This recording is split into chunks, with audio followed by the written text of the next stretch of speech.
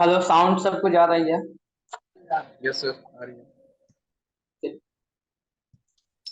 Good morning. Good morning sir. Good morning, good morning everyone. सभी अपना camera on कीजिए।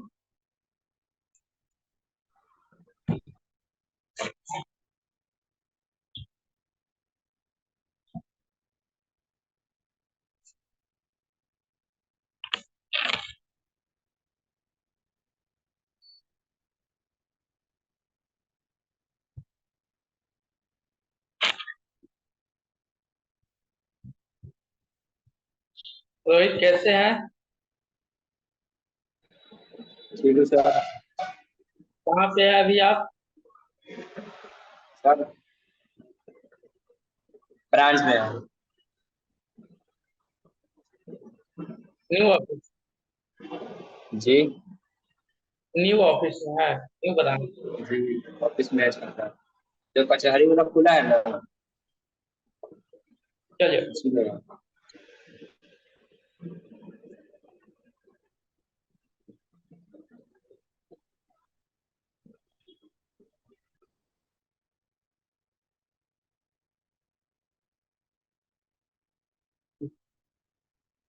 चलिए, हम लोग आगे स्टार्ट कर रहे हैं। हम लोगों ने पिछले क्लास में देखा था डिविडेंड के बारे में। डिविडेंड क्या है, क्यों दी जाती है, देने का क्या कैलकुलेशन क्या है ना, कौन सी प्रॉफिट से देंगे। ये सब हम लोग का पिछले क्लास में हुई।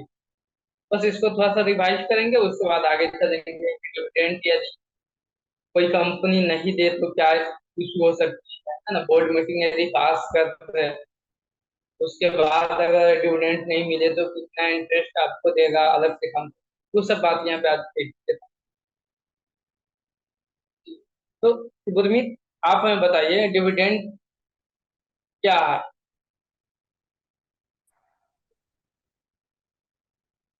Sir dividend. हाँ, डिविडेंड।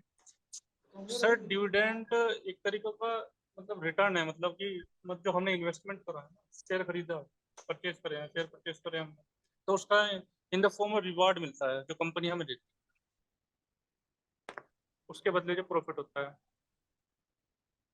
वो डिविडेंड कहलाता डिविडेंड किस प्रॉफिट में से दिया जा सकता है?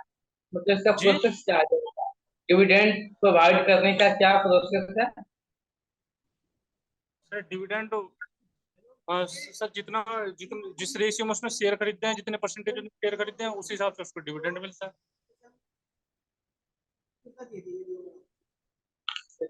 सही है। उसके हिसाब से ठीक। उसकी वोटिंग।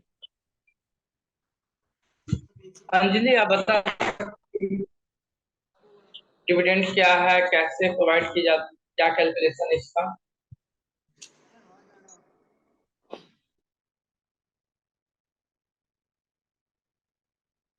मोन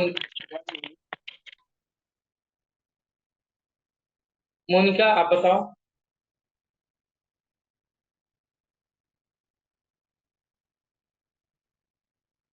सर हम ये वाला क्लास नहीं किए हैं। निशा, आपको तो पता है, आपका ऑन करो है नहीं? हाँ, ऑफ कर दो।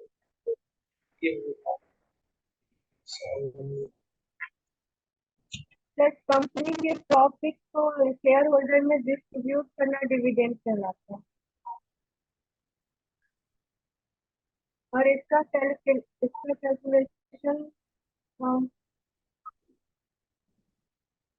इसका कैलकुलेशन तीन तरह से होता है। एक ये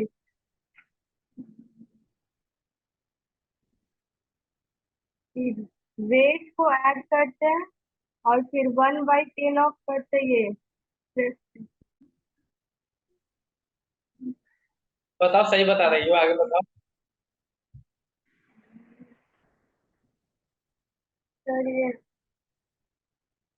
रेट ऑफ डिविडेंड को ऐड करेंगे और ये 1/10 करेंगे। पेड अप कैपिटल, हम पेड अप कैपिटल और शेष कैपिटल को ऐड करके उसका 1/10 करेंगे।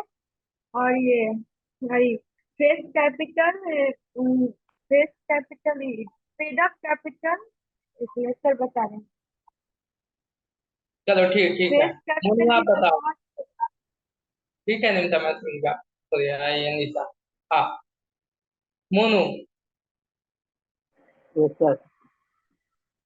डिविडेंड कैसे दी जाती है, क्या इसका कैलकुलेशन है डिविडेंड का?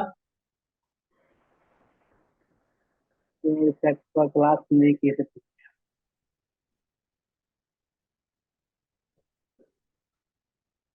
कैसे काम चलेगा, सर आप में बताए। से कोई? आप बताइए बताइए। फिर रेट ऑफ डिविडेंड को ऐड करेंगे और ये 1/10 ऑफ करेंगे पेड अप कैपिटल और शेष कैपिटल का। और ये शेष reserve is not less than 50% of the paid up capital. ये चीज कैलकुलेशन। ठीक। सत्यम आप बताओ।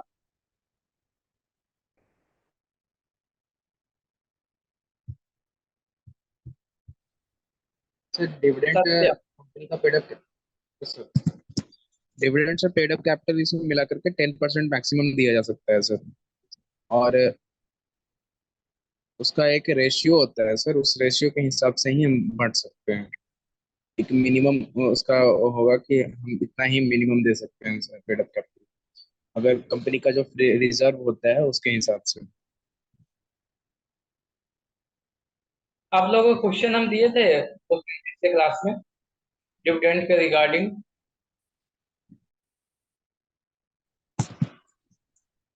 कितने ने बनाया क्वेश्चन को? क्योंकि जब तक आप सही से नहीं समझेंगे तो दिक्कत हो जाएगी। निमिता आप बताओ। डिविडेंड के लिए यदि कंपनी के पास प्रॉफिट नहीं है, वो अपना अपना जो रिजर्व रखा है, फ्री रिजर्व, उसमें से यदि पैसा देना चाहे तो क्या उसका कंडीशन है?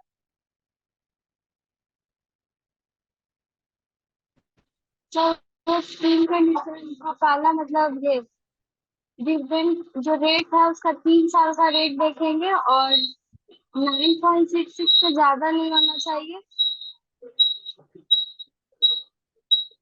और सेकंड था फ्रीडम कैपिटल जो फ्री यूजर उसका 1/10 से ज्यादा नहीं होना चाहिए।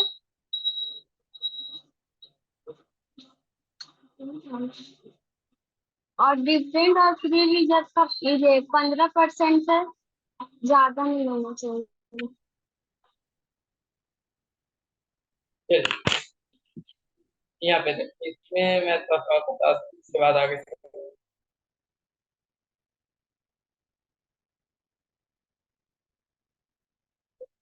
यहाँ पे देखिए।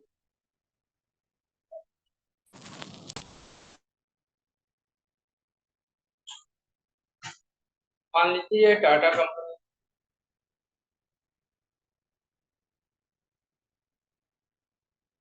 तो डिविडेंड ये कैसे प्रोवाइड करेगा? इसके देखिए प्रोसेस कुछ होते हैं डिविडेंड प्रोवाइड करने।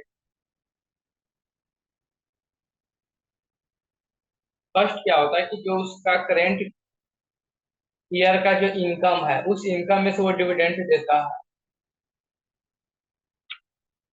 सेकेंड है कि यदि उसके पास करेंट इनकम नहीं है, पिछले साल का कोई इनकम है, तो उसके उस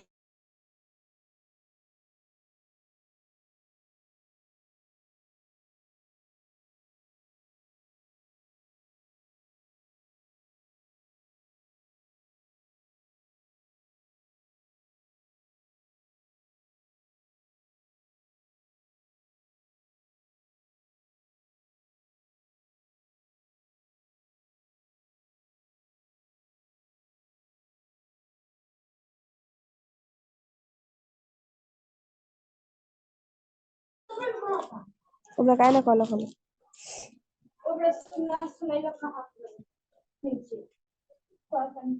आवाज नहीं आ रही सर। का कहे के बा।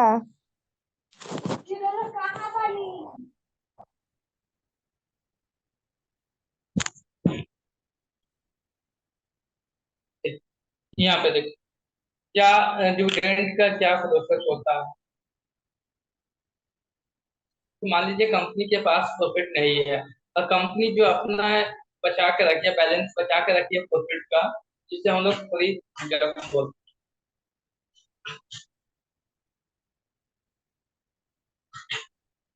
फ्री रिजर्व में यदि कंपनी डिविडेंड प्रोवाइड कर रही है तो वहाँ पे 3 कंडीशन उसको देखना होता है।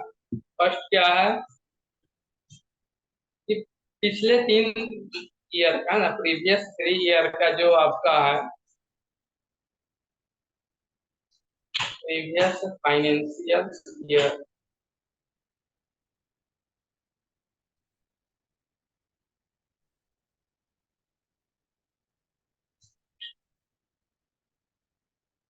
फर्स्ट इसका कंडीशन ये होता है कि पिछला जो 3 साल का जो वो डिविडेंड दिया है कंपनी किसी को, मतलब अपने शेयर होल्डर को, तो पिछले 3 साल के डिविडेंड का जो रेट है उसका एवरेज निकालेंगे। उस एवरेज से ज्यादा रेट ऑफ डिविडेंड नहीं होनी चाहिए।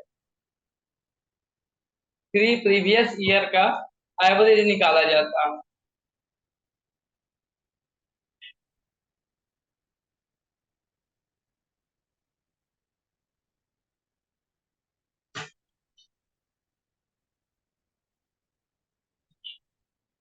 रेट ऑफ डिविडेंड, जैसे मान लीजिए कि कंपनी जो है पिछले साल, अभी क्या चल रही है, अब सही से समझेंगे तभी आएगा। अभी कौन सी ईयर चल रही है, फाइनेंशियल ईयर अप टू 2024 23-24 है। मैं पिछले आज तो स्टार्ट हो गया है 24-26, लेकिन अब सही जगह चलते हैं अभी 23-24। ठीक है, तो इसका प्रीवियस ईयर कौन कौन सा होगा? एक तो आपका हो गया 2022-23 हो जाएगी, 21-22 हो जाएगा, 2021-22 हो जाएगी, और एक 2020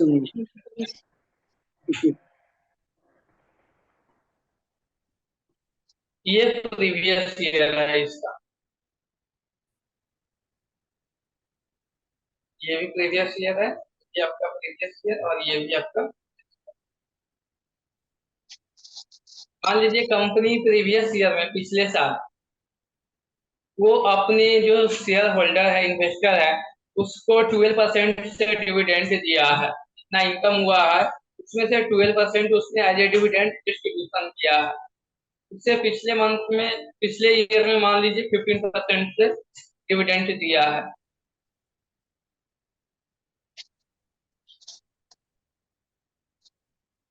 और उससे पिछले मान लीजिए 10% से डिविडेंड, सपोज कीजिए आप।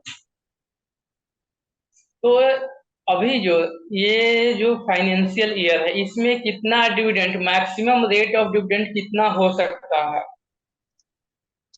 मैक्सिमम रेट ऑफ डिविडेंड इसको निकालने का कैलकुलेशन है कि आपका सर जो तीनों पिछले का तीन एवरेज। साल का, हाँ, पिछले जो 3 साल का है उसका एवरेज निकालेंगे, और उस एवरेज से एक्सेस रेट नहीं होनी चाहिए। एवरेज कैसे निकालेंगे? 15 प्लस 12, 12.3।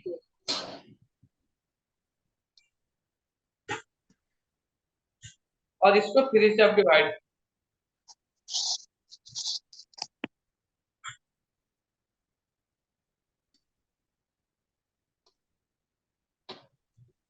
तो कंपनी मैक्सिमम कितना रेट ऑफ डिविडेंड दे सकती है? 12.33।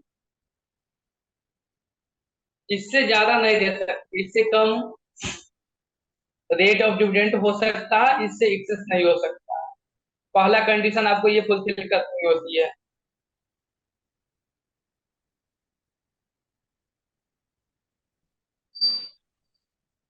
सेकेंड क्या होता है कंडीशन, है किसी को पता?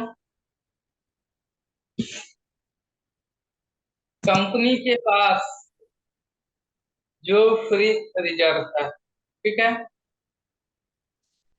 उसका 10% सर। नहीं, और साथ में उसका जो पेड अप कैपिटल है। पेड अप कैपिटल क्या होता है, पहले आपको बताया जा चुका है।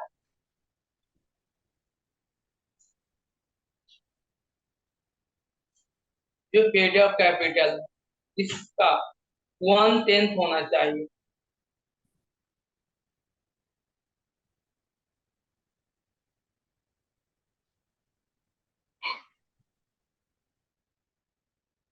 इसको आप डिवाइड करेंगे, डिवाइड 10,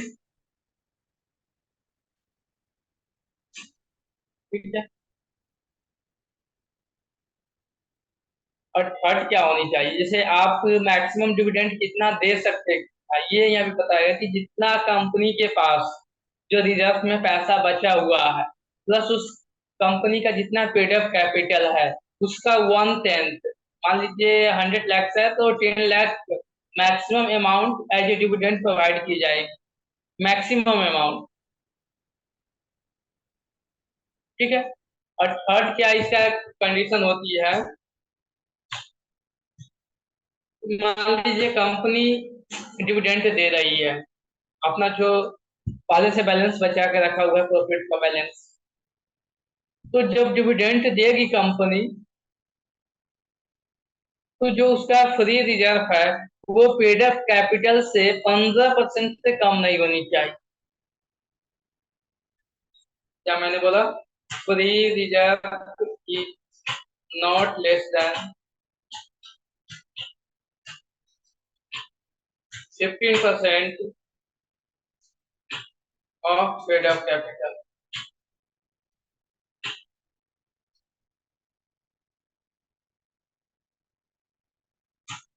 चलिए इसको एज एग्जाम्पल से समझते हैं, ज्यादा समझ में आएगी।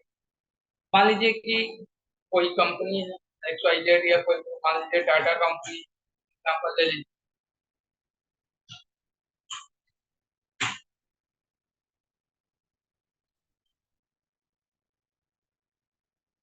उसका प्रीवियस ईयर का, मान लीजिए ये जो प्रीवियस ईयर है वो पिछले साल रेट ऑफ डिविडेंड ऐसे प्रोवाइड की। ठीक है, यहाँ पे आप मान लीजिए इसका 16%। ठीक है, 2020-21 में कितना डिविडेंड वो अपने शेयर होल्डर को दिया है 10%, 21-22 में 16% और यहाँ पे 15%। तो इस साल कितना उम्मीद रख सकता है, मैक्सिमम कितना रेट ऑफ डिविडेंड मिल सकती है फाइनेंशियल ईयर के में, मैक्सिमम कितना हो सकता है। 13.6। हाँ, ये पहले निकालेंगे। अब मान लीजिए कि कंपनी का जो फ्री रिजर्व है कंपनी के पास, वो आप एज्यूम कीजिए कि 25 लाख का या 25 वाला कंपनी है, इसको शेयर बना दी 25 शेयर का, और इसकी जो पेड अप कैपिटल है वो 105 शेयर का होगा। ठीक है, अब आपसे ये क्वेश्चन पूछा जाएगा या आप ऐसे बताएंगे कि कंपनी मैक्सिमम डिविडेंड कितना दे सकती है फ्री रिजर्व से, तो आपको ये कंडीशन फुलफिल करनी होगी। सबसे फर्स्ट स्टेप क्या है कि आपको रेट ऑफ डिविडेंड निकालनी होती, कितना रेट होगा, तो जो पिछले साल का एवरेज है 15 प्लस 16 प्लस 10, 15 प्लस 16 प्लस 10 40 है, और इसको डिविडेंड आप 3 से डिवाइड कीजिए एवरेज निकालने के, तो मैक्सिमम आपका हो गया 13.66%।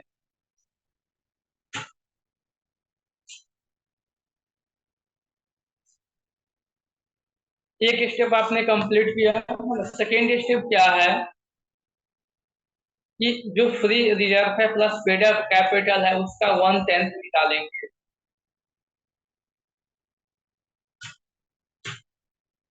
फ्री रिजर्व आपका 25 है, 25 है, अब पेड अप कैपिटल 105 है, ये वाला क्वेश्चन टोटल कितना हो गया 130। 130 को आप 10 से भाग करेंगे तो 30 CR हो, तो कंपनी मैक्सिमम कितना डिविडेंड दे सकती है 30 CR,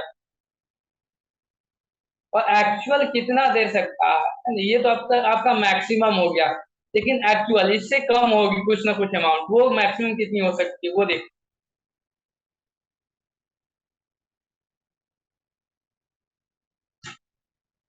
कट क्या है, सबसे पहले आप 15% निकालेंगे paid up capital. Paid up capital कितना है 105 है, 105 का 15% कितना होगा 5 का 15%, ये अमाउंट है। ठीक है, तो इसका मतलब ये हुआ कि कंपनी को मिनिमम मेंटेन फ्री रिजर्व कितना करके रखना है, 15,70,000 मिनिमम उसको मेंटेन करके रखना है।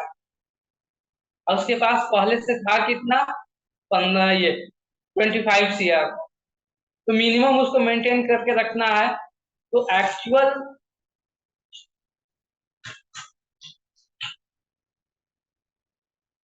एक्चुअल डिविडेंड कितना हो सकता है, डिविडेंड का वैल्यू कितना हो सकता है, तो 25 CR में से माइनस करेंगे 15.75, ये आपकी अमाउंट आ गया 9.25 CR। कंपनी एक्चुअल में डिविडेंड कितना दे सकती है, 9.25 CR। ये सर ये कैलकुलेशन 9.25 सीआर जो होगा वो पूरे शेयर्स में बट जाएगा इक्वल अमाउंट में, या फिर अलग अलग अमाउंट में बट सकता है? नहीं नहीं, जो जितना शेयर होल्ड किया है उसके अकॉर्डिंग वो बटेगा। ये ये डिविडेंड का अमाउंट इतना बटेगा, शेयर होल्डर में इतना डिस्ट्रीब्यूशन होगी ये अमाउंट। अब कोई 500 शेयर होल्ड किया है उसको उस अकॉर्डिंग मिलेगा, कोई 200 शेयर किया है उसको उस अकॉर्डिंग मिलेगा। सर हाँ, सर सर ये 15.75 कैसा है सर? ये 15.75 ये एक्चुअल डी वैल्यू कैसा है ये बता दीजिए मतलब। गुरमीत आपका साउंड नहीं आ रही है। सर मैं ये बोल रहा हूँ सर, ये 15.75 ये कैसा आया, ये समझा दीजिए कैसे आपने कैलकुलेट। ये थर्ड वाला, जी जी ये ये हम पेड अप कैपिटल का 15% निकाले हैं। जी। आपको मिनिमम इतना मेंटेन करके रखना है, आपका जो रिजर्व है मिनिमम मेंटेन करके रखना है ये पेड अप कैपिटल इतनी मेंटेन करके रखनी होती है? हाँ, पेड अप कैपिटल का 15% होनी चाहिए।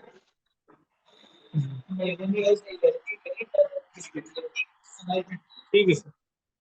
अब आपका साउंड बहुत कट के आ रहा है, बहुत इशू हो रही है। सर वो अब चैट सर वो बॉक्स में डाल फैन दें, जो चैट बॉक्स में डाल दीजिए आप, गुरमीत है ना, आपकी साउंड बहुत इशू हो रही है। यहाँ पे देखिए,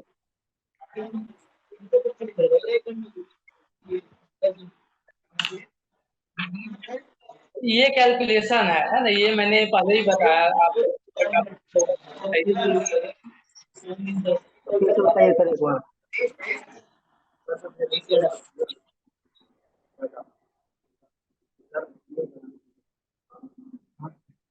सर सही से आ रहा है।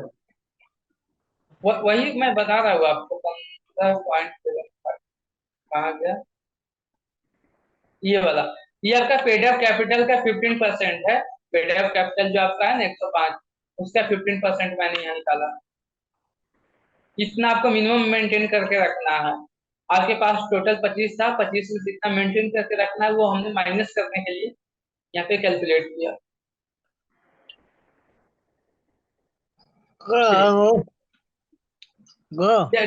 चैट बॉक्स में डाल दीजिए, चैट बॉक्स में डाल दीजिए। चलिए, आगे है कि एक और क्वेश्चन ले लीजिए सिंपल में, मान लीजिए कि अपना टैक्स और बैलेंस का, ये तो प्राइवेट कंपनी है, बट आप मान लीजिए एग्जांपल ले लीजिए, फ्री रिजर्व कंपनी के पास 35 लाख का है। ठीक है, और इसकी जो पेड अप कैपिटल है,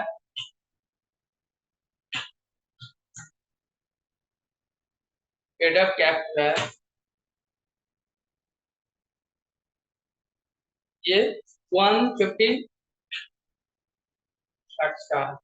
ठीक है, और ये रेट कैसे प्रोवाइड किया गया है पिछले साल, रेट जो है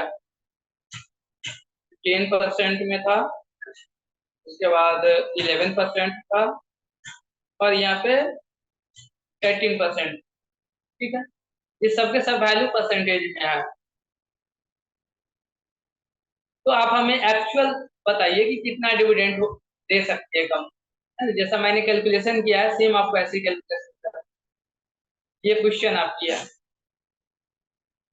चलिए आपके पास 2 से 3 मिनट का टाइम है, आप लोग का आंसर हो जाए तो चैट बॉक्स में डालिए। देखते हैं कौन सबसे पहले बना के। सर ये पेड अप कैपिटल,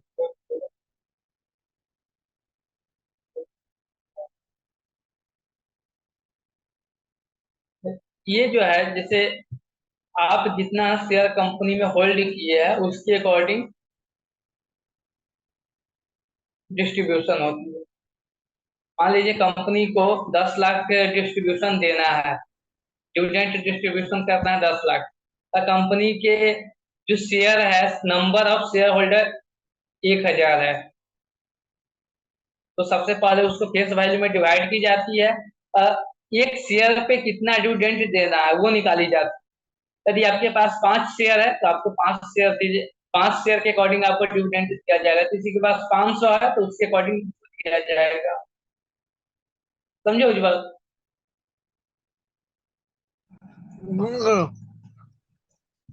चलिए ये क्वेश्चन आप बनाइए आप लोग।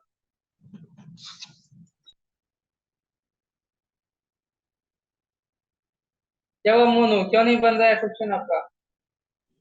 तो समझ में नहीं आया। तो बोलना है ना भाई, समझ में नहीं आया तो आप बोलोगे कैसे बैठे रहो। रिप्लाई आपको मैसेज कैसे किया सर, सेंड किए हैं आप? चलिए हम फिर से समझा देते हैं, है ना, इसमें क्या दिक्कत है। ठीक है, सबसे फर्स्ट में आपको क्या करना है कि पिछला तीन निकालना क्या साल है? का रेट, हाँ जो पिछला 3 साल का रेट है उसका आपको एवरेज निकालना है। जैसा कि हमने प्रीवियस 3 इयर्स का जो रेट था उसका हमने एवरेज निकाला। ठीक है। सेकेंड में आपको क्या करना है कि कंपनी के पास जितना फ्री रिजर्व है और जितना पेड अप कैपिटल है उसको 10 से भाग करना है। ठीक है, 2 स्टेप आपका कंप्लीट हो गया। थर्ड स्टेप में क्या करना है, कंपनी का जितना पेड अप कैपिटल है उसका 15% आपको निकालना है। ठीक है, 15% आपने निकाल दिया। और चौथा स्टेप क्या है कि जितना कंपनी का फ्री रिजर्व है उसमें से जो आप 15% निकाले थर्ड स्टेप वाला वो माइनस कीजिए, बन जाएगा आपका क्वेश्चन। ट्राई कीजिए बना के।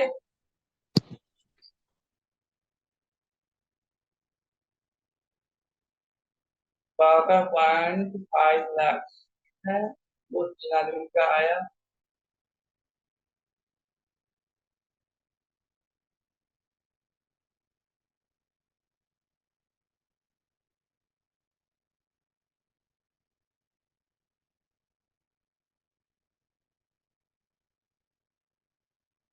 तो ये कुछ है ना थ्योरी वाला सब्जेक्ट है, थोड़ा सा आपको अजीब लगेगा बट क्या करना, थ्योरी भी तो आपको पढ़ना है ना।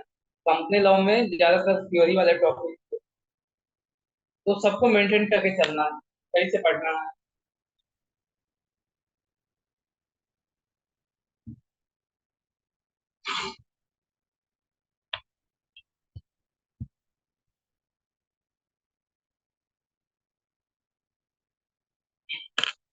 बाकी लोग भी चैट बॉक्स में डालिए, जिनका हो गया है गलत या सही कुछ भी है चैट बॉक्स में डालिए।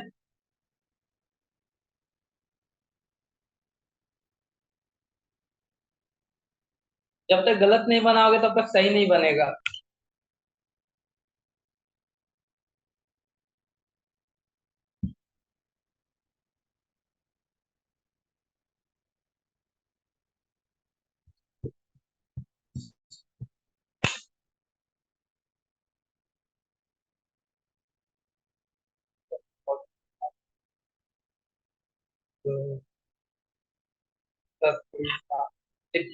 थ्री पॉइंट में क्या है, जो भी आपकी पेड अप कैपिटल है उसका 15% आपको निकालना है। ठीक है, जो भी पेड अप कैपिटल है उसका 15% निकालना है। जो अमाउंट आए तो जितना फ्री रिजर्व है कंपनी के पास उसमें से वो माइनस करना है।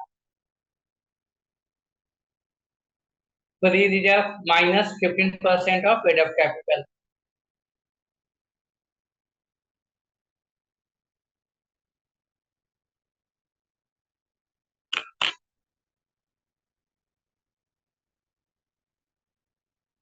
इनका फर्स्ट वाला हो गया।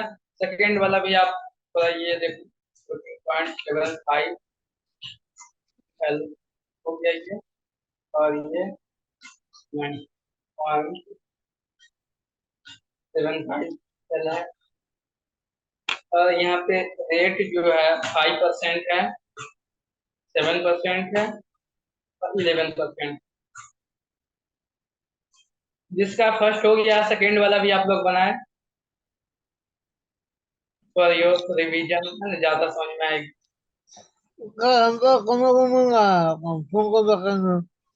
चलिए, आप कहाँ तक, मतलब आपको क्या नहीं समझ में आया? Step by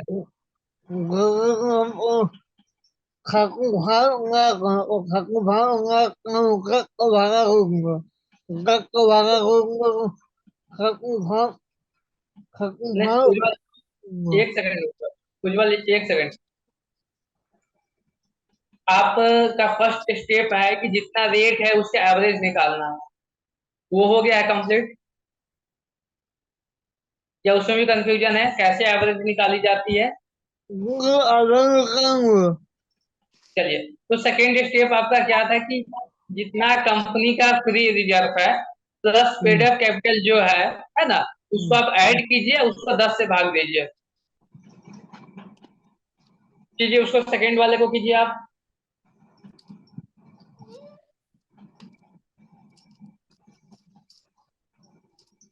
paid up capital plus free reserve का 10% आपको निकालना है।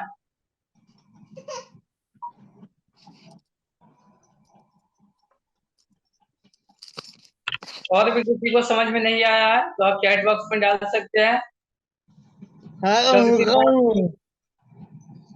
सेकेंड सेकेंड हो गया उज्जवल, सेकेंड स्टेप। हाँ, थर्ड स्टेप ये है कि जो आपकी पेड अप कैपिटल है उसका 15% निकालिए।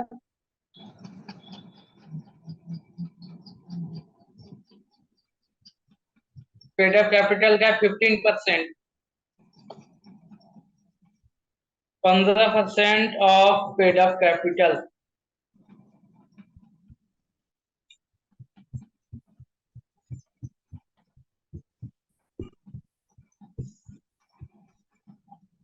चलिए, बहुत अच्छा नंबर 1.29 ठीक है। नंबर सेंटर पे नहीं आ रहा है कुछ दिन से, कहाँ पे है?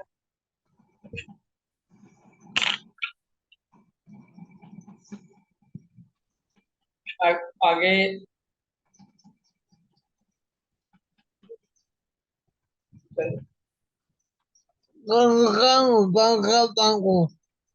हाँ, निकाल लिया 15% ऑफ पेड अप कैपिटल। उसके बाद आप क्या कीजिए कि जितना आपका फ्री रिजर्व है आपके पास, उसमें से माइनस कीजिए जो अभी आपने कैलकुलेशन किया है थर्ड स्टेप में, बस निकल जाएगी आपकी वैल्यू। ओके ओके, ठीक है। और कल से हाँ,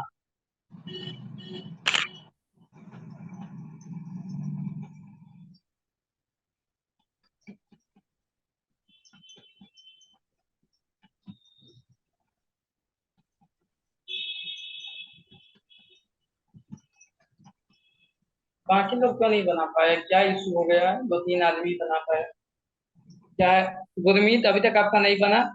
गुरमीत, प्रीति, अनिल जी, अंजलि, क्या हुआ? क्या इशू है आप लोगों का?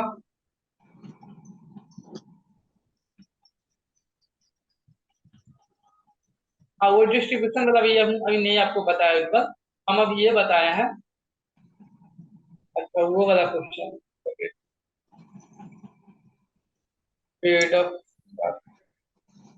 सर ये हाँ, 5%, 7%, 11% जो आया है, ये किसका परसेंटेज निकला? फ्री रिजर्व का या फिर पेड अप कैपिटल का? ये जो रेट है डिविडेंड वाला, ये कंपनी पिछले साल जो प्रोवाइड किया है उसका रेट ऑफ डिविडेंड है। सर ये रेट किस चीज का होगा? फिर तो तुम पता है कि डिविडेंड दिया है, लेकिन ये परसेंटेज किस बेसिस पे निकाला जाएगा? जैसे 5% किसका, फ्री रिजर्व का या पेड अप कैपिटल का? नेट किसी से प्रॉफिट तो का। कंपेयर करेंगे ना। नेट प्रॉफिट का कंपनी पिछले साल जो डिस्ट्रीब्यूशन किया है डिविडेंड का, तो नेट प्रॉफिट का वो 5% डिस्ट्रीब्यूशन किया, वो है पिछले साल का है, नेट प्रॉफिट का होता है।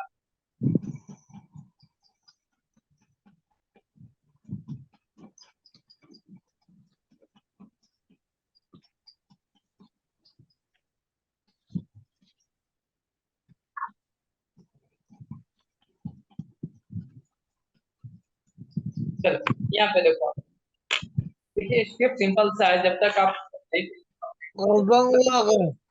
चलिए अब मैं यहाँ पे कैलकुलेशन करके देखता हूँ किसका सही है किसका गलत है ना, और जिसको अभी भी समझ में नहीं आया फिर आपके लिए एक आंसर आप समझ सकते हैं। ठीक है, फर्स्ट में हमें एवरेज रेट ऑफ रिटर्न निकालना होता है, एवरेज हम निकालेंगे। ये फर्स्ट क्वेश्चन को मैं बता रहा हूँ, एवरेज कैसे निकालेंगे आप, तो 10 प्लस 11 प्लस 18 और इसको आप 3 से डिवाइड करेंगे तो 13% हो गया। सेकेंड आपको क्या करना होता है कि आपका जो पेड अप कैपिटल है, ये आपकी पेड अप कैपिटल 150 प्लस जो फ्री रिजर्व है 35, इसको आप ऐड करेंगे और इसको आप 10 से डिवाइड करेंगे ना, डिवाइड बाई 10। ठीक है, और थर्ड स्टेप क्या होता है कि 15% ऑफ पेड अप कैपिटल आपको निकालना है। पेड अप कैपिटल कितना है 150, उसका आप 15%, ये हो गया 22.5। और फर्स्ट स्टेप में क्या है, आपके पास जो फ्री रिजर्व है ना 35 लाख का, उसमें से माइनस करेंगे जो थर्ड स्टेप में आपने कैलकुलेट किया है 22.5, यही आपको आंसर बताना था।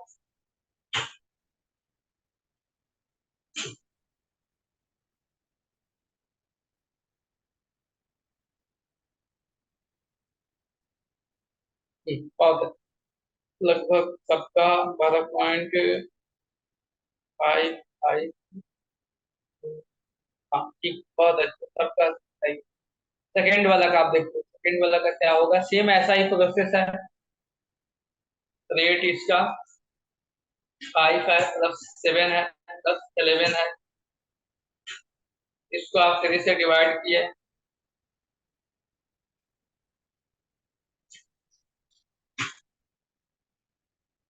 सेकेंड स्टेप क्या है कि आपका जो पेड अप कैपिटल है प्लस फ्री रिजर्व है उसका 10%, ये फ्री रिजर्व है 14 प्लस 14.75 प्लस 8.75 और इसका 10% आपको निकालना है, तो 10% 10.75। थर्ड क्या है कि आपकी पेड अप कैपिटल का 15% निकालना है, तो पेड अप कैपिटल आपका ये हो गया, इसका 15%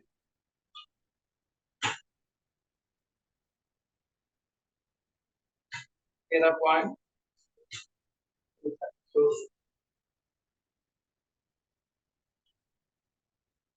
सबसे लास्ट स्टेप होता है कि आपका जो फ्री रिजर्व आपकी है 14.75, इसमें से आप माइनस करेंगे जो अभी आपने कैलकुलेशन किया है, तो 1,28,750 जो भी है सीआर में है, तो उतना सीआर होगा 1 पॉइंट।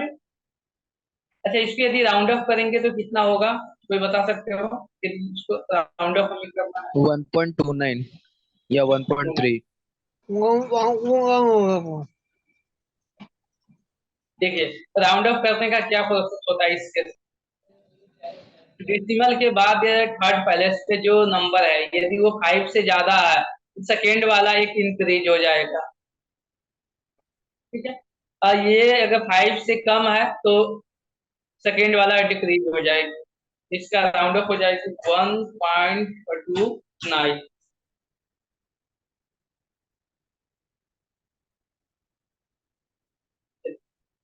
तो इसमें भी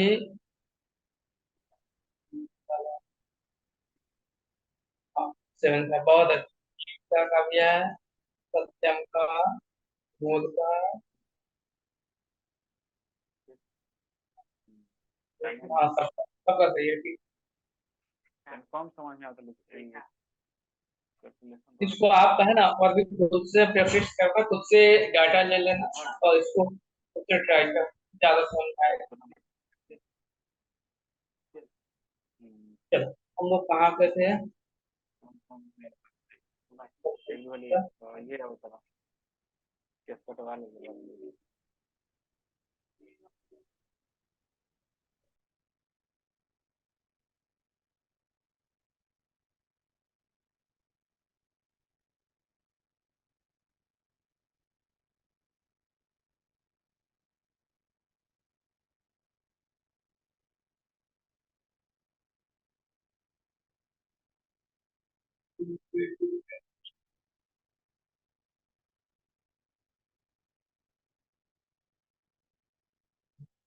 तो डिविडेंड में हम लोगों ने देखा कि कैसे डिविडेंड का रेट निकाली जाती है, कैसे आप एक्चुअल अमाउंट निकाल पाएंगे कि कितना maximum amount company free reserve में से कितना डिविडेंड देगी।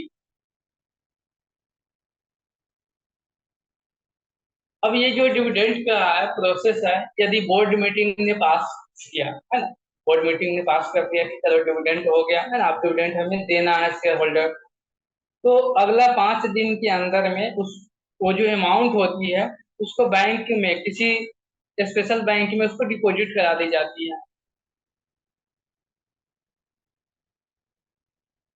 जैसे मान लीजिए आज बोर्ड मीटिंग में है ना फैसला हो गई कि चलो डिविडेंड देना है सबको, तो जो अमाउंट एक्चुअल निकला, जैसे आपके क्वेश्चन में जो अमाउंट निकला था, तो वो अमाउंट बैंक में डिपॉजिट करा दी जाती है कि ये डिविडेंड का पैसा है। कितने दिन के अंदर में आप ये डेट याद रखेंगे, 5 डेज के अंदर में वो अमाउंट को डिपॉजिट करा दी जाती है बैंक। और उसके बाद है ना 2 या 3 दिन में पैसा को डिस्ट्रीब्यूशन की जाती है सबको, या तो ऑनलाइन प्रोसेस है या कैश के फॉर्म में या चेक के फॉर्म में। जितने भी शेयर होल्डर होते हैं कंपनी में है ना, वो उसके शेयर के अकॉर्डिंग उसको डिविडेंड दी जाती है। डिविडेंड का रेट कैसे निकलता है वो देख लीजिए। जैसे आपने अभी क्वेश्चन में ये निकाला, इस कंपनी के केस में है ना 12,50,000 का डिविडेंड बना है, और कंपनी में मान लीजिए कि टोटल जो नंबर ऑफ शेयर है वो 1,000 है। हाँ जी, तो जितना डिविडेंड है उसको नंबर ऑफ शेयर से डिवाइड किया जाएगा, जितना होगा एक शेयर होल्डर को कितना पैसा मिलेगा, 12,50,000, और इसको आप डिवाइड करेंगे 1,000 से, तो एक शेयर पे कितना डिविडेंड मिलना चाहिए, 1,250। अब मान लीजिए कि यहाँ पे निशा है वो 75 शेयर कंपनी का होल्ड किया है ना, इसके पास 75 शेयर है, तो कितना डिविडेंड मिलना चाहिए, 75 मल्टीपल वो एक शेयर का जो डिविडेंड है वो टोटल, इसको कितना डिविडेंड मिला। बात समझ में आया? Single yes person sir. जो होल्ड किया है उसको उसके अकॉर्डिंग डिविडेंड मिला।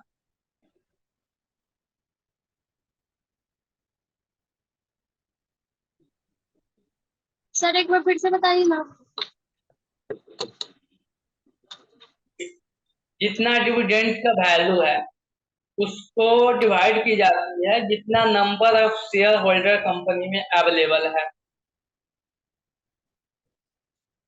जैसे यहाँ पे डिविडेंड का टोटल अमाउंट कितना था, 12,50,000 का, ठीक है। अब मान लीजिए कि कंपनी में 2,500 शेयर होल्डर है, कितना शेयर है कंपनी का, तो पर शेयर का रेट निकाला जाता है कि कितना डिविडेंड मिलना चाहिए, तो इसको आप डिवाइड करेंगे,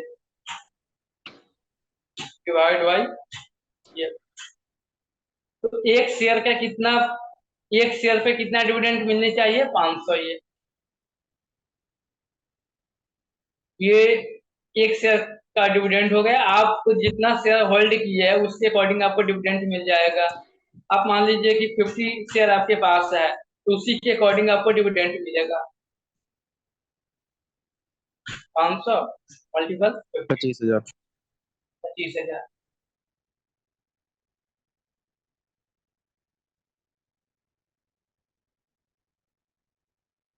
आई बात समझ में? तो ये जो डिविडेंड का अमाउंट है, कंपनी 5 दिन के अंदर में जब बोर्ड मीटिंग फाइनल हो जाती है, मतलब अप्रूवल मिल जाती है कि चलो इतना डिविडेंड देना है, तो 5 दिन के अंदर में बैंक में डिपॉजिट कराई जाती है पैसा। उसके बाद सबका डिस्ट्रीब्यूशन होता है। सपोज कीजिए कंपनी ने बोर्ड मेंबर, जो बोर्ड मीटिंग होती है एनुअल जनरल मीटिंग है ना, उसमें सबने डिसाइड किया चलो डिविडेंड देना है, लेकिन कंपनी उसके बाद डिविडेंड नहीं दे पाई, या कंपनी के पास पैसा उस समय नहीं है, तो फिर क्या होगी? उस समय एक बड़ी इशू आ जाएगी। कंपनी के जितने बोर्ड ऑफ मेंबर होंगे है ना, जो डिविडेंड के रिगार्डिंग फैसला लिए हैं, सबको मैक्सिमम 2 साल की जेल हो सकती है, और कंपनी के ऊपर भी पेनाल्टी लगेगी।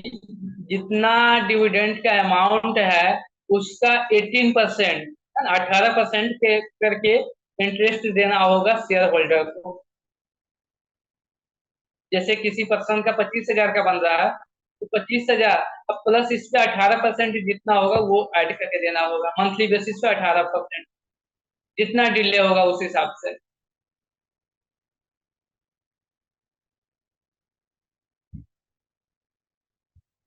जैसे यहाँ पे एग्जाम्पल से, कंपनी का जो है डिविडेंड का जो डेट था वो 31/12/2023 को देना था, लेकिन कंपनी किसी कारण से वो डिविडेंड नहीं दे पाया। तो सबसे फर्स्ट क्या होगा, जितने बोर्ड ऑफ मेंबर है उसको मैक्सिमम 2 साल तक की जेल हो सकती है, क्योंकि आपने शेयर होल्डर को चीट किया है। और कंपनी के ऊपर क्या लाइबल होगा कि वो 18% से उसको इंटरेस्ट देना होगा शेयर होल्डर। जैसे मान लीजिए यहाँ पे 31/12/2023 को देना था, बट 15/1/2024 को कंपनी ने डिस्ट्रीब्यूट किया ये डिविडेंड थोड़ा लेट करके दिया। तो उस केस में कंपनी क्या करेगी, जो 25,000 मान लीजिए अमाउंट यहाँ पे है, उसका 18% निकाली जाएगी। 25,000 का 18%,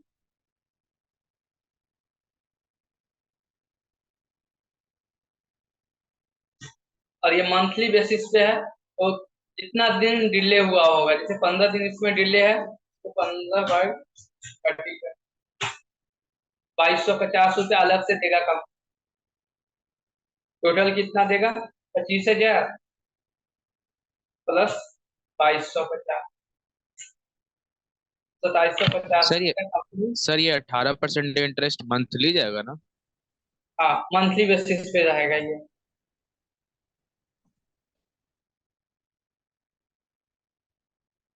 आई बात सही है? तो कंपनी जब बोर्ड मेंबर्स ने अलाउ किया तो उसको देना होगा।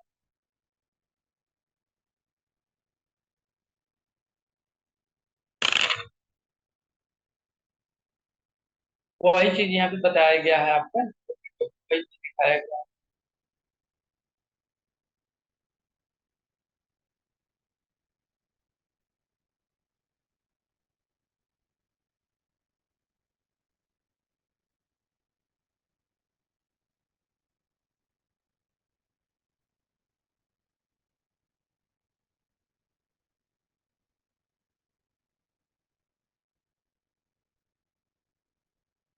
कुछ खास समझ नहीं।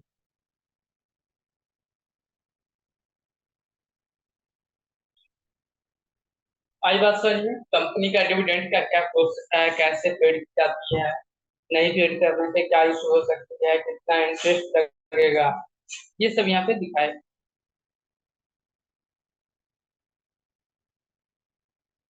इसमें समझ में आया अभी तक, या इसमें कोई कंफ्यूजन? किसी सर को ये कोई बाईस कंफ्यूजन? पचास कैसे आया?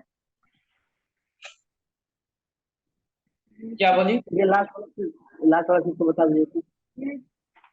लास्ट वाले का बता दीजिए ना please। देखिए, लास्ट वाला में क्या है, जितना आपका रेट ऑफ डिविडेंड, मतलब जितना आपका डिविडेंड का वैल्यू निकला, उसको तो सबसे पहले आपको डिवाइड करना है कि आपकी कंपनी में कितने शेयर होल्डर है, कितने आदमी ने पैसा लगाया है, शेयर के अकॉर्डिंग उसको डिवाइड करना होगा। तो आपकी एक शेयर का वैल्यू निकल जाएगा, एक शेयर पे कितना डिविडेंड आपको देना है। अब कोई 50 से होल्ड किया है तो उसको 50 से मल्टीपल कीजिए, किसी ने 200 होल्ड किया है तो 200 के हिसाब से उसको प्रोवाइड कीजिए। ये तो डिविडेंड देने की बात है।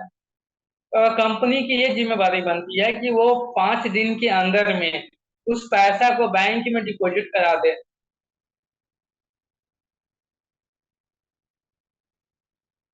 ठीक है, यदि कंपनी ऐसा नहीं करती है, कंपनी डिविडेंड नहीं दे पाती है, या उसके पास कैश अवेलेबल नहीं है, बैलेंस अवेलेबल नहीं है, तो दो पेनाल्टी लगती है। एक तो बोर्ड मेंबर जो डिसीजन लिया है डिविडेंड देने का, उसको 2 साल तक की जेल हो सकती है।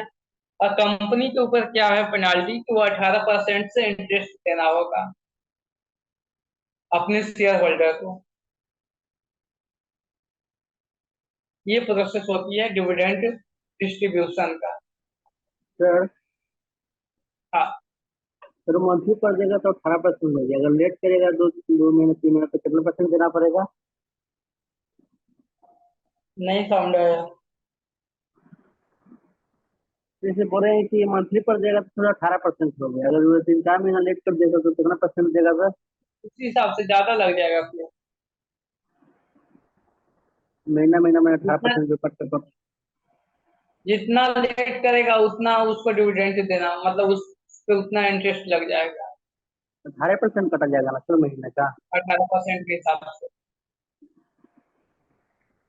रेट ऑफ इंटरेस्ट 18% होगा। ये आपका डिविडेंड प्रोसेस था। और इसमें आपको आगे हम चलते दिखाते कंपनी का अकाउंट कैसे मेंटेन होता है ना। कंपनी का बुक जब आप आगे बढ़ेंगे ना, अभी तो आप जूनियर लेवल एज अकाउंटेंट बनेंगे, जब जैसे जैसे आपकी एक्सपीरियंस बढ़ेगी, आप कोई एमएनसी कंपनी में जाएंगे तो वहाँ पे अलग अलग प्रोसेस होते हैं।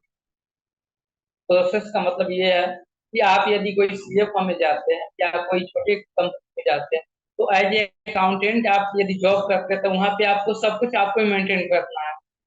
मतलब सेल का डाटा हो, परचेज का हो, बैंक का हो, एक्सपेंस का हो, है ना, जीएसटी हो, टीडीएस हो, इनकम टैक्स हो, सब आप ही को हैंडल करना होगा। एज ए अकाउंटेंट आप वहाँ पे हो। लेकिन जब आप एमएनसी कंपनी में जाते हो, बड़े कंपनी में जाते हो, है ना, तो वहाँ पे सब डिपार्टमेंट अलग अलग होता है। सेल का डिपार्टमेंट अलग होता है, सेल में ही 10 12 आदमी या 20 25 आदमी लगे रहेंगे। परचेज डिपार्टमेंट अलग होते हैं।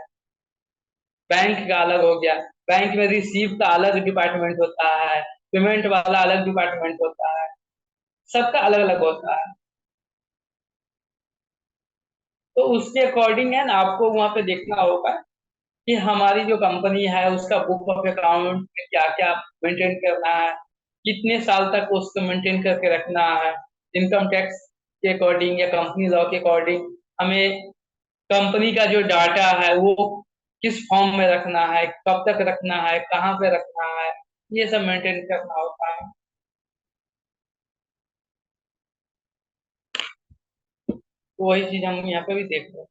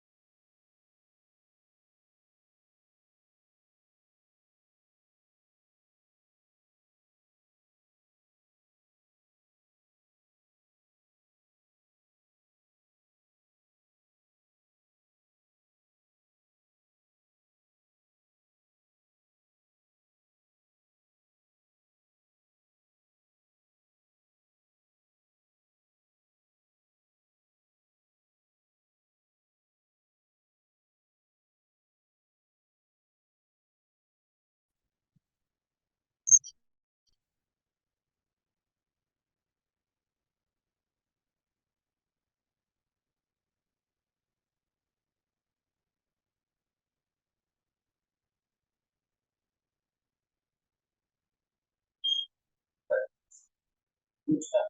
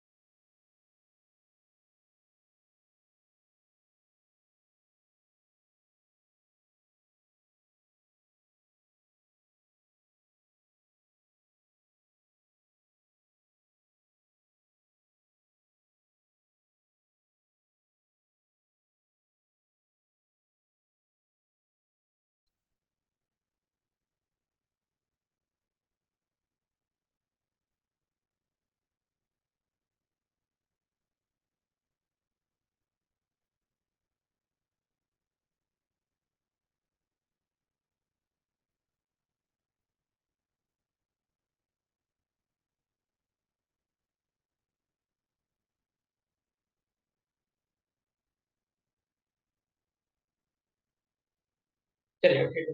हाँ, साउंड सही से सबको जा रही है या भी साउंड का इशू है? आ रही है।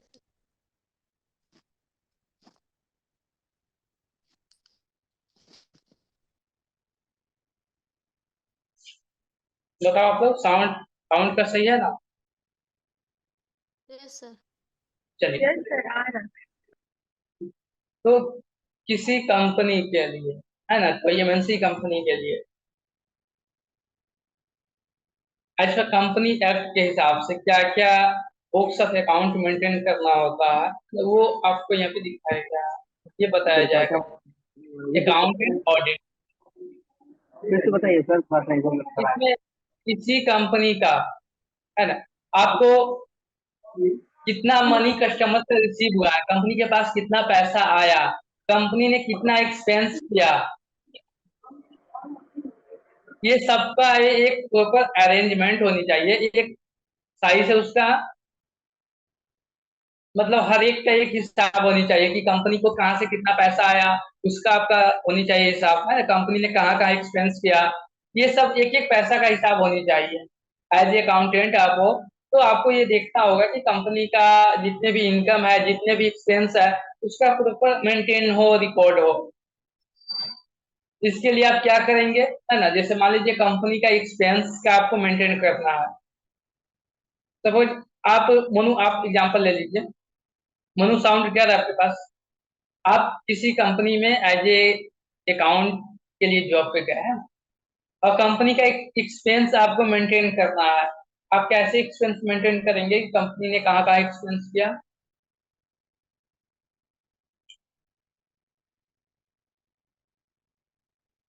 या कोई बता सकते हैं?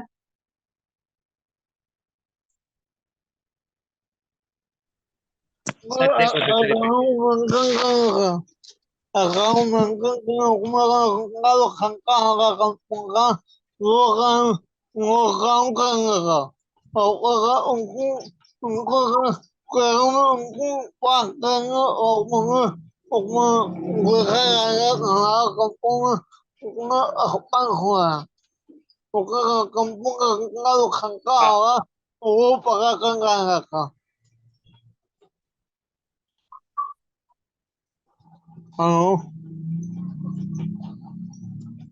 चलिए ठीक ठीक है, आप समझ गया।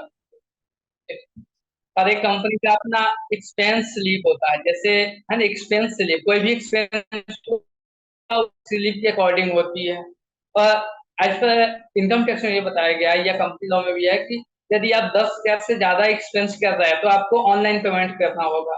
ऑनलाइन वाली जो भी पेमेंट होगी 10,000 से ज्यादा का होगी, वो सब के सब आपके बैंक स्टेटमेंट से आप उसको मैच करेंगे। कैसे मैच करेंगे? जैसे मान लीजिए कि आपका ये एक्सपेंस स्लिप है ना, मान लीजिए आप, और बैंक स्टेटमेंट है, उस दोनों को आपको मैच करना होता है कि हमने जितना एक्सपेंस स्लिप में अमाउंट लिखा है क्या बैंक में उतना है या नहीं है। तो 10,000 से जितने अमाउंट होंगे ज्यादा, वो सबके सब आपके बैंक स्टेटमेंट में मिल जाएंगे। लेकिन जो 10,000 से कम का अमाउंट होगा तो उसके लिए कंपनी में पेटी कैश बुक बनाई जाती है। पेटी कैश बुक में क्या होता है कि छोटे छोटे एक्सपेंस जो कैश में होते हैं उसके लिए कैश प्रोवाइड की जाती है। तो आपको मैचिंग करना होगा दोनों साइड से, ताकि 1 रुपया का भी हिसाब इधर से उधर नहीं हो। एक्सपेंस का आपको सही से रिकॉर्ड रखना है। वैसे ही आपको कंपनी को सॉरी सर, पैसा मिला है किसी क्लाइंट को। हाँ, किसी का क्या क्या नाम बताएं सर? अभी बताया ना कि बैलेंस करने के लिए अथी बनाया जाता है। एक्सपेंस शीट होता है, मतलब एक्सपेंस स्लिप होता है कंपनी का। कंपनी जो भी एक्सपेंस करेगी है ना, एक आप ऐसे समझिए रसीद टाइप के है ना, एक एक्सपेंस वाली होती है एक्सपेंस बुक। और उसको आपको मैच करना होता है आपके बैंक अकाउंट जो है उससे मैच करनी होती है। उसके बाद कंपनी को कितना पैसा मिला, किस पार्टी से मिला, कौन सा सन्डी डेप्टर है उससे पैसा मिला, है ना, ये सब का मेंटेन आपको करना होता है। उसके बाद कंपनी का कितना सेल हुआ, कितना हुआ है, वो अपडेट करना है। कंपनी के पास कितनी एसेट है, कितनी लायबिलिटी में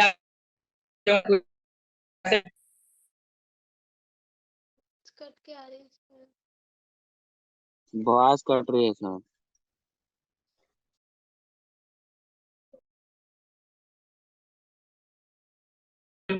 कंपनी का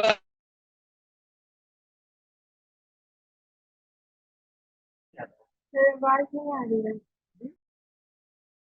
आ रही है सर।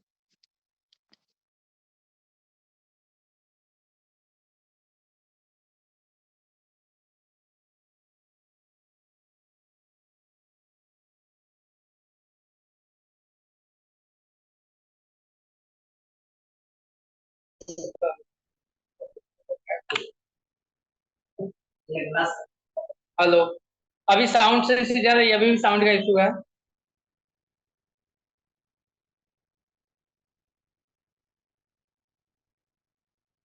उज्जवल,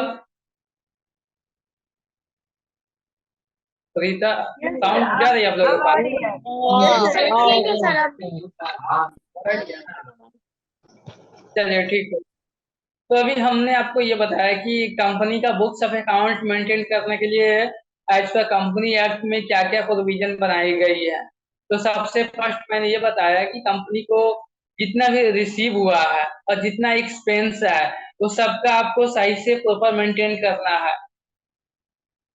सेकंड, कंपनी की कितनी सेल हुई है, कितनी परचेज हुई है, कंपनी गुड्स सेल कर रही है या सर्विसेज सेल कर रही है, वो सबका आपको मेंटेन करना है। थर्ड में कंपनी के पास कितने एसेट है और कितने लायबिलिटी है। एसेट में आपको ये देखना है कि उस पर कितना परसेंट से डिप्रिसिएशन लगेगा, से फर्नीचर है या कोई लैपटॉप बिल्डिंग है, लैपटॉप है, उसके अकॉर्डिंग आपको कितना डिप्रिसिएशन लगेगा वो कैलकुलेशन करना है। उसका लायबिलिटी है तो कंपनी का एक्सटर्नल लायबिलिटी क्या है, इंटरनल लायबिलिटी क्या है ना, कितना लायबिलिटी का पेड किया गया है, कितना ईएमआई है, हर एक चीज को आपको देखना होगा। ये सब के सब रिकॉर्ड मेंटेन करनी होती है किसी भी कंपनी के लिए।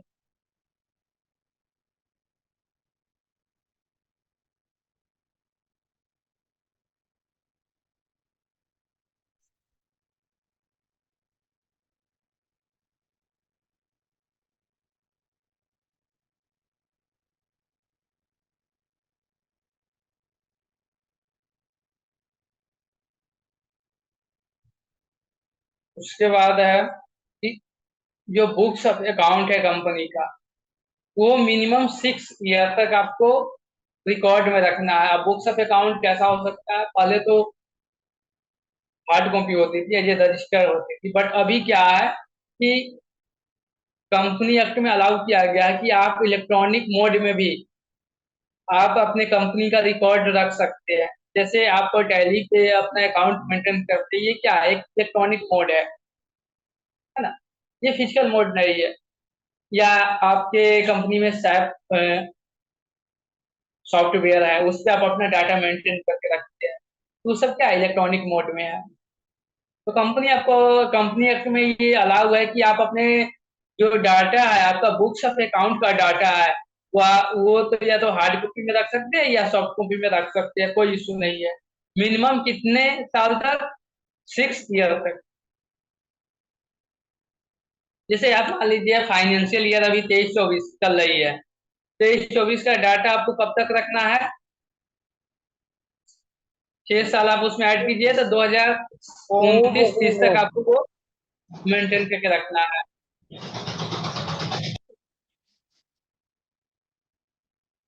ठीक है। उसके बाद वो जो डाटा है कंपनी का रजिस्टर्ड ऑफिस में रखना है, ना कि ब्रांच ऑफिस में। यहाँ पे आपको ये पता होनी चाहिए कि हेड ऑफिस, रजिस्टर्ड ऑफिस या ब्रांच ऑफिस, ये सब अलग अलग है ना। कभी कुछ केस में head office as a registered office होती है, लेकिन कंपनी एक्ट में रजिस्टर्ड ऑफिस आपको अपने आर्टिकल या मेमोरेंडम में दिखाना होगा कि हमारी जो ऑफिस है इस ऑफिस को हम एज ए रजिस्टर्ड ऑफिस माने हैं। तो जब भी कोई बुक्स ऑफ अकाउंट का कोई भी मैटर होगी या कंपनी एक्ट का कोई भी केसेस आएगी, तो सबसे पहले आपके रजिस्टर्ड ऑफिस पे वहां पे वो देखा जाएगा, ना कि आपके हेड ऑफिस या ब्रांच ऑफिस। तो ये जितने बुक्स ऑफ अकाउंट है ये कहाँ पे रखना है आपको? अपने रजिस्टर्ड ऑफिस पे, ना कि ब्रांच ऑफिस में या हेड ऑफिस। कितने साल के लिए? मिनिमम 6 ईयर तक।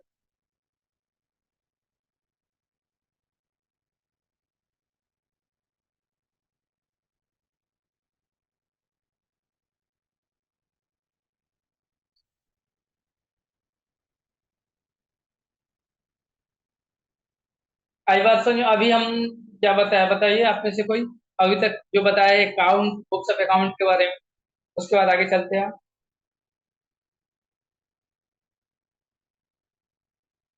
आप में से कोई?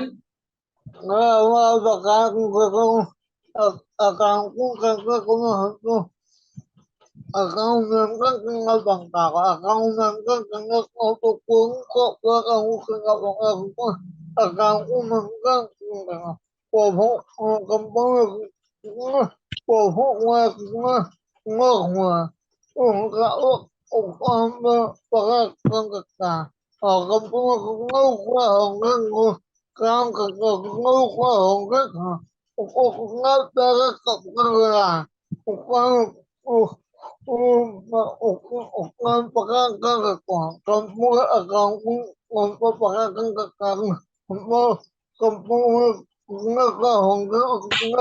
kampung ngah Abu akan bu akan mereka ketika kamu pakai kita bukan punya kita pokok kuah bukan kuah.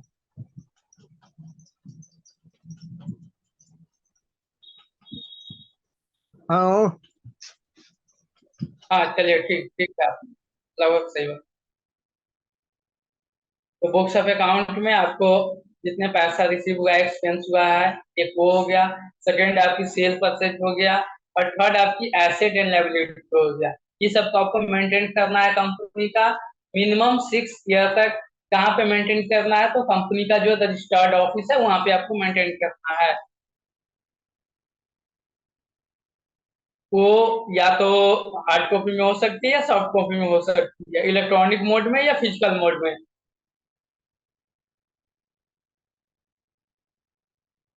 ठीक है।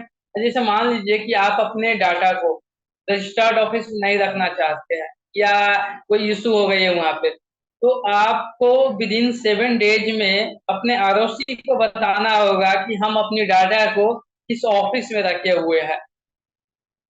यदि आप ऐसा नहीं करते हैं तो आपके ऊपर पेनाल्टी लग जाएगी, है ना। कभी कुछ केसेस हो सकती है कि रजिस्टर्ड ऑफिस में आपका डाटा आप मेंटेन नहीं कर पा रहे हैं, कुछ इशू हो गई है, तो आपको बताना होगा आरओसी को कि हमने अपना डाटा इस जगह पे, इस लोकेशन पे डाल के रखा है, वहां पे हम अपना मेन डाटा हमारा है, विद इन 7 डेज। ठीक है।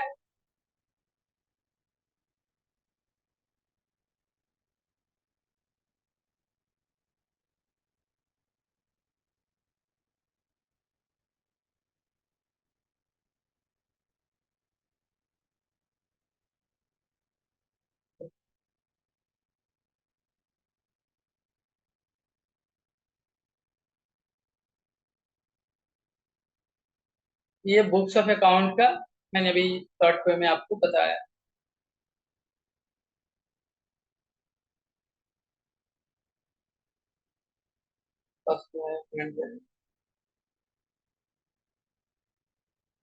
ठीक। जो बुक्स ऑफ अकाउंट है कंपनी का, वो कौन मेंटेन करेगा, तो वो यहाँ पे बताएगा। सबके लिए तो यह है ना कि जो चाहे बुक ऑफ अकाउंट मेंटेन करे, है ना, फाइनल तो अकाउंट। तो ओवरऑल कंपनी कंपनी, का आपका हम लोग कर सकता है कंपनी का बुक अकाउंट। देखिए कंपनी में बुक्स ऑफ अकाउंट कौन देख सकता है, कौन मेंटेन करेगा, कंपनी एक्ट में उसके लिए भी कुछ रूल्स बनाए गए हैं। यदि वो मेंटेन नहीं करेगा तो उसपे पेनाल्टी लगेगी। कौन कौन कर सकता है, तो जो मैनेजिंग डायरेक्टर होगा कंपनी का, या होल टाइम डायरेक्टर होगा, या सीएफओ हो गया, ये लोग कंपनी के जो हेड अकाउंट्स होते हैं ना उसको वो मेंटेन करेंगे, देखेंगे। सबसे फर्स्ट किसकी है रिस्पॉन्सिबिलिटी, मैनेजिंग डायरेक्टर, जो कंपनी का पूरे कंपनी का मैनेज करता है ना, हर एक कंपनी में मैनेजिंग डायरेक्टर होता है।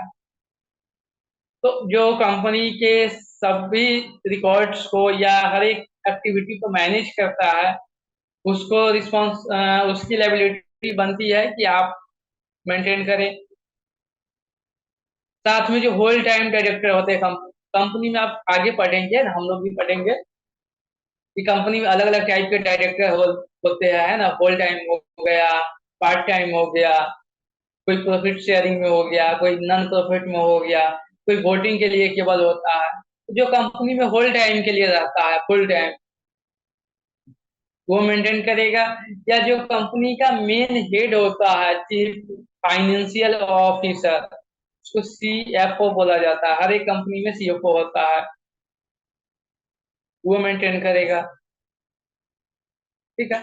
यदि ये लोग मेंटेन नहीं किया तो सेकंड कंडीशन क्या है कि जो कंपनी के जो बोर्ड ऑफ मेंबर है, तो मान लीजिए बोर्ड ऑफ मेंबर ने उज्जवल को बना दिया कि चलो भाई आप कंपनी का बुक्स ऑफ अकाउंट मेंटेन करो।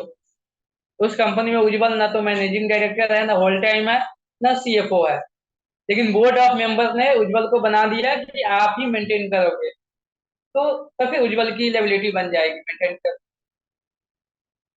आई बात समझ में? तो फर्स्ट किसका है जिम्मेवारी, मैनेजिंग डायरेक्टर का। सेकेंड किसका है, होल टाइम का। थर्ड किसका है, चीफ फाइनेंशियल ऑफिसर सीएफओ का। उसके बाद यदि बोर्ड ऑफ डायरेक्टर किसी पर्सन को अलाउ किया है कि आप मेंटेन करें बुक्स ऑफ अकाउंट, तो उसकी जिम्मेवारी है। अगर ये लोग बुक्स ऑफ अकाउंट मेंटेन सही से नहीं कर पाते हैं तो इनके ऊपर फाइन का भी प्रोसेस है। फाइन कितना हो सकता है, 50,000 से लेकर के 5 लाख तक की फाइन हो सकती है। आई बात समझ में? यदि आपका चेकिंग हो गया कभी, है ना, कोई आया चेक करने के लिए, आपका बुक्स ऑफ अकाउंट में कोई भी खामियां है,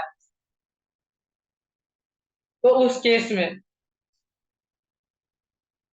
आपका जो फाइन है वो 50,000 से लेकर के 5 लाख के बीच में हो जाएगा।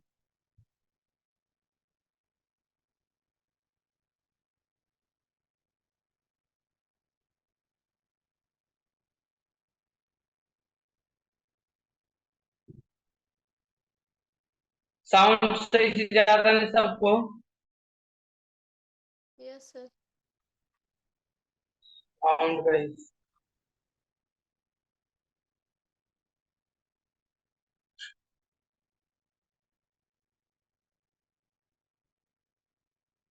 ठीक है। आगे है फाइनेंशियल स्टेटमेंट। कंपनी का फाइनेंशियल स्टेटमेंट क्या क्या होता है, ये कंपनी में आपको क्या क्या मेंटेन करना है, क्या क्या रिपोर्ट देना होता है शेयर होल्डर को, है ना, वो मेंटेन करना होता है। साउंड सही से जा रहा है ना आप लोगों को, या साउंड ब्रेक हो रही है? बीच बीच में अभी ब्रेक हो रही है आगे सर, कभी कभी। मैंने क्या बोला था, बोल पाते थे रिपीट करके, जिसमें बोले थे कि अभी जो हम फाइनल। बताए हैं person responsible for maintenance and penalty, ये समझ में आई है या? एक बार फिर से बता दीजिए।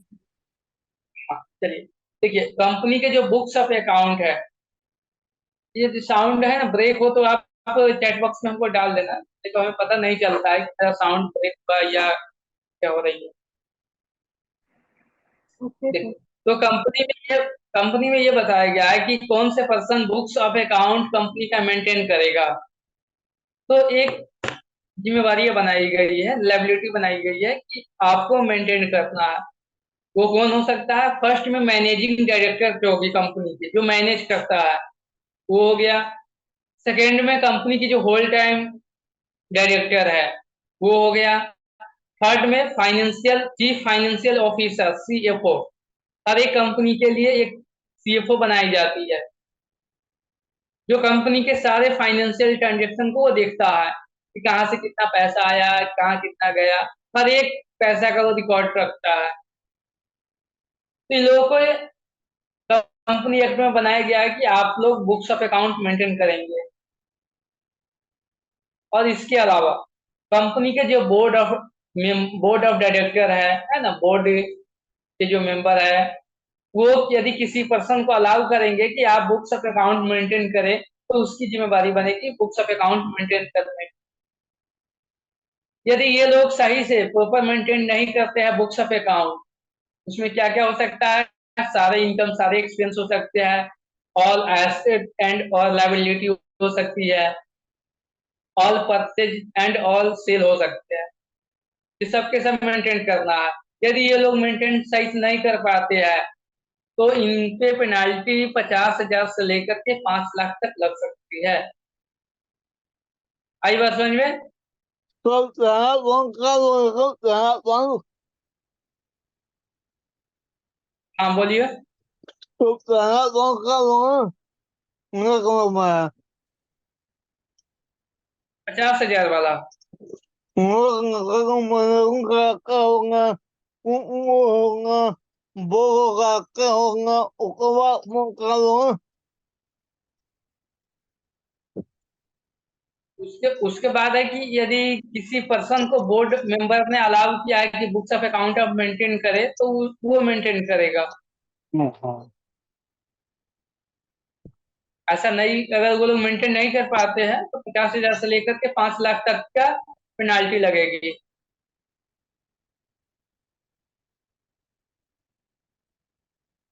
और ये क्वेश्चन जो भी हम बता रहे हैं, ये आपका इंटरव्यू में बेसिकली पूछा ही जाता है। फाइनेंशियल स्टेटमेंट में क्या क्या होते हैं किसी भी कंपनी के लिए। तो देखिए, फाइनेंशियल में क्या क्या होगा है, स्टेप बाय स्टेप है। देखिए, सबसे पहले बैलेंस शीट कंपनी की होगी। Balance sheet at at the end of financial year, जैसे अभी एंड हुई है 2024 23 24। हाँ, तो सबसे फर्स्ट में कंपनी का बैलेंस शीट होती है फाइनेंशियल स्टेटमेंट में। सेकेंड आपका हो गया कंपनी का प्रॉफिट एंड लॉस अकाउंट। एक बार फिर से बोलिए सर। ठीक है, देखिए, फर्स्ट आपका है कंपनी का बैलेंस शीट हो गया। Yes sir. सेकेंड है कंपनी का profit and loss account. Third हो गया कैश फ्लो स्टेटमेंट। अच्छा, कोई बता सकता है कैश फ्लो स्टेटमेंट क्या होता है शॉर्ट में? कोई CFS? सर कितना कंपनी लेन देन कर रहा है कैश में, उसको बोलते हैं कैश फ्लो। कितना सेल, कितना परचेज हो रहा है।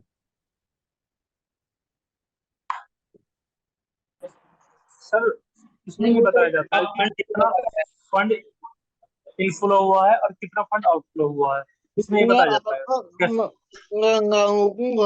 कैश फ्लो स्टेटमेंट में। पकड़ करता है देखिए, कैश फ्लो स्टेटमेंट जो होता है किसी भी कंपनी का कैश के फ्लो के बारे में बताता है। ओनली कैश का ट्रांजेक्शन वो देखता है, जैसे कितना कैश इनफ्लो हुआ, कितना कैश आउटफ्लो हुआ, कितना कैश आया, कितना कैश गया। एज एग्जाम्पल मान लीजिए कंपनी ने क्रेडिट बेसिस पे 5 लाख का सेल किया है, तो इस केस में कैश फ्लो इन हुआ या आउट हुआ, कंपनी के पास कैश आया या गया?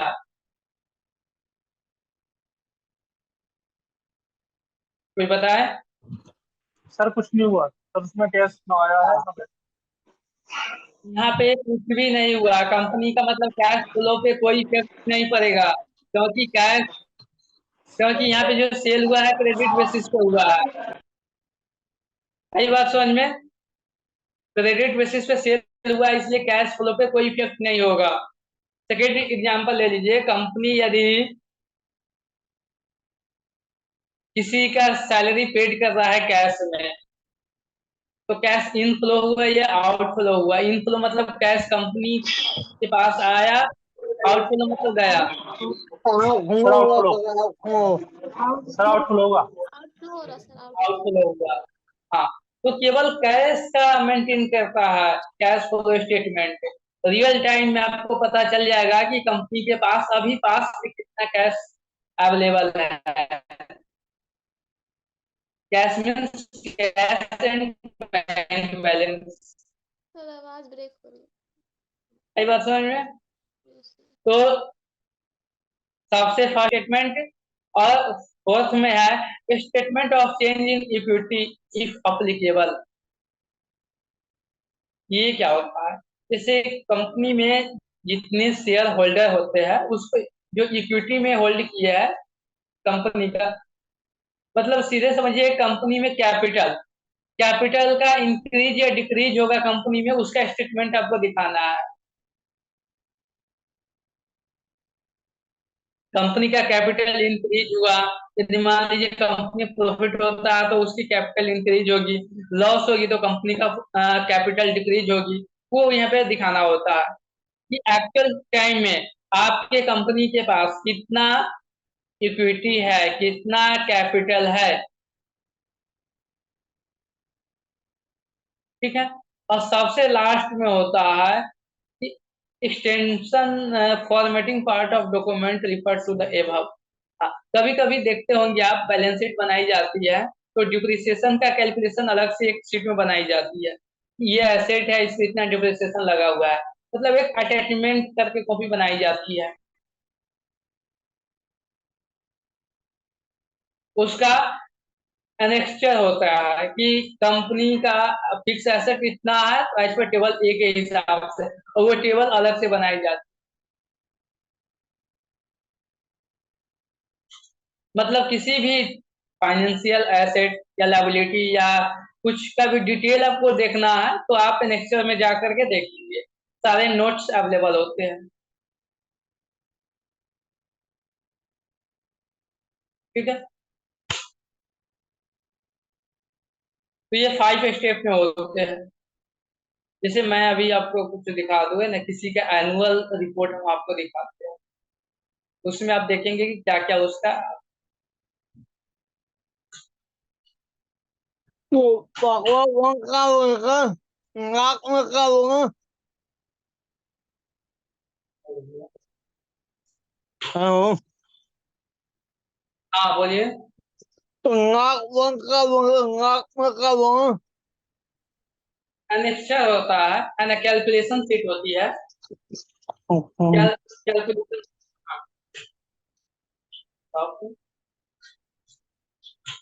टाटा मोटर्स।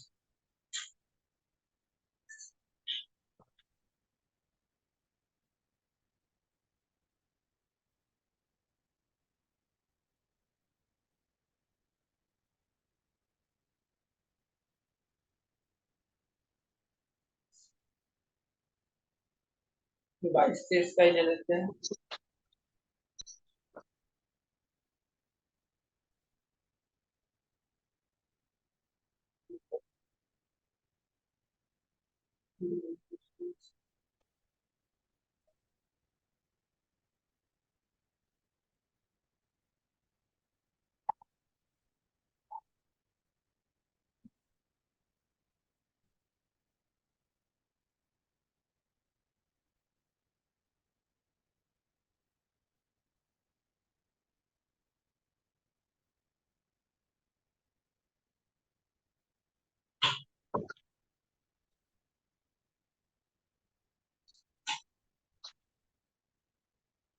कोई ये तो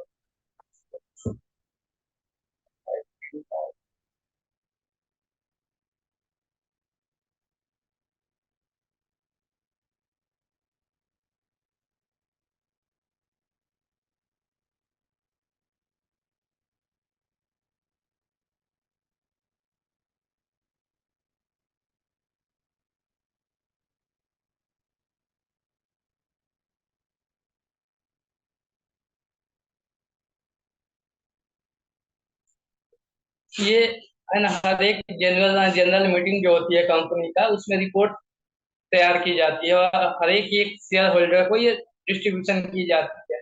देखिए 420 पेजेस का है ना। जितनी बड़ी कंपनी होगी उस हिसाब से उसका रिपोर्ट बनता है। आप स्टार्टिंग में देखेंगे तो कंपनी के बारे में बताया जाएगा, है ना, कंपनी के कौन से मेंबर है, बोर्ड ऑफ डायरेक्टर कौन कौन से है।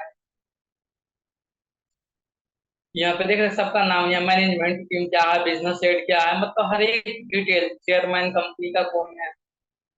और उसके बाद कंपनी की जो फाइनेंशियल स्टेटमेंट है वो वहां पे दिखाई जाएगा, जिसमें फाइनेंशियल कैपिटल का यहाँ पे देखते हैं कितना इंक्रीज हुआ है, कितना डिक्रीज हुआ, ये सब यहाँ पे दिखाया गया है। ह्यूमन कैपिटल, बहुत चीज होती है। कैपिटल के भी अलग अलग फॉर्म हो गया। आप आगे देखेंगे तो एसेट, उसकी लायबिलिटी है ना, कितना एक्सपेंस किया गया है, कितना इनकम हुआ है, वो सब दिखाएगा। तो एनुअल रिटर्न में है ना कंपनी के वो यहाँ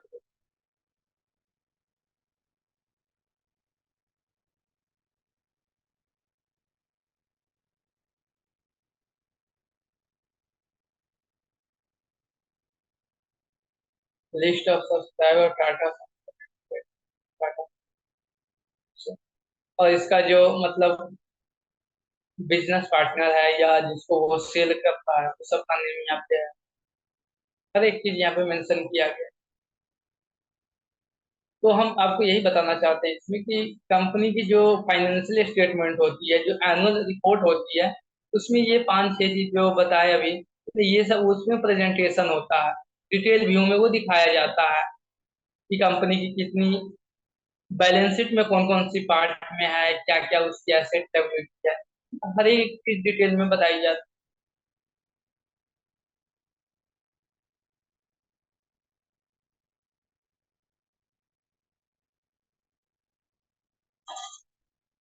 है।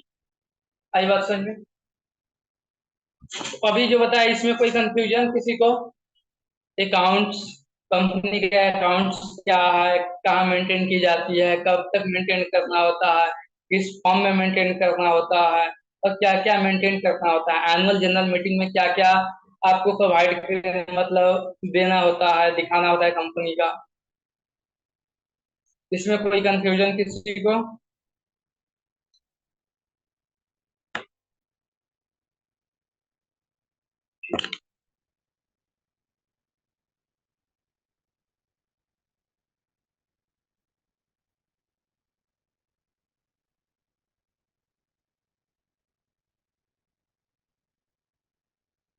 चलो, आप में से कोई अभी बताओ कि फाइनेंशियल स्टेटमेंट में क्या क्या होता है, कंपनी का क्या क्या चीज मेंटेन करना है। Yes sir. आप बताइए। इसमें सर इसमें प्रॉफिट एंड लॉस मेंटेन करना पड़ता है और बैलेंस शीट मेंटेन करनी पड़ती है, और इसमें कैश फ्लो स्टेटमेंट मेंटेन करनी पड़ती है, जिसमें ये होता है कि ऑपरेटिंग एक्टिविटी, फाइनेंशियल एक्टिविटी और इन्वेस्टमेंट एक्टिविटी, जो होती है 3 तरह की एक्टिविटी होती है इसमें।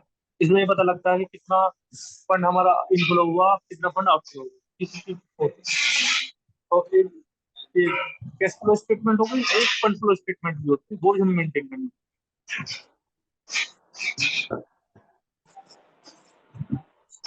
चलो, ठीक ठीक है, तो इसको आप लोग सही से देखेंगे, आगे बढ़ेंगे। ठीक है, तो आज के लिए इतना है, हम लोग मिलते हैं अगले दिन।